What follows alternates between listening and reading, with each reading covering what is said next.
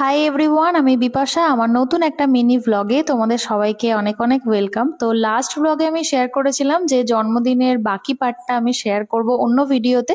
তো যেই কথা সেই কাজ, আমরা রাস্তায় যেতে যেতে ডিসাইড করলাম যে নেক্সট সুন্দরমে যাব, কারণ অনেক দিন হয়ে গেল এখানে যাওয়া হয় না। একটা সময় খুবই গেছি।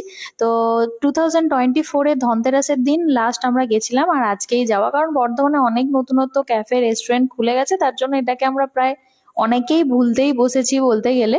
আর ওখানকার খাবারের কোয়ালিটি নিয়ে সত্যিই কোনো কথা হবে না প্রথম থেকে এখনো পর্যন্ত। তো স্টার্টারে আমাদের ছিল ড্রামস্টিক অফ হেভেন, যেটা ছিল চিকেনের আইটেম, আর ও তো চিকেন খায় না, তার জন্য এক্সট্রা আরো ফিশ ফিঙ্গার নেওয়া হয়েছিল। তো স্টার্টার মোটামুটি আমাদের খাওয়া কমপ্লিট, তখন আমরা রিয়েলাইজ করি যে বার্থডে সেলিব্রেশন করতে এসেছি কিন্তু কেউ কোনো কেক আনেনি।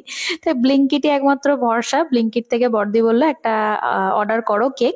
তো একটা আইস কেক, যেটা টেস্ট ভীষণ সুন্দর ছিল, দেখতে হয়তো এরকম লাগছে কিন্তু টেস্টটা দারুণ ছিল। তোমরাও ট্রাই করে দেখতে পারো। তো অন্যদিকে আমাদের মেন কোর্সও রেডি হয়ে গেছে, ছিল দুটো mixed fried rice, nest Sundaram special chicken একটা, আর দুটো চিকেনের বাটার মশলা ছিল, আর সাথে মশলা কুলচা নান, যেগুলো ওই সার্ভ করে দিচ্ছিল।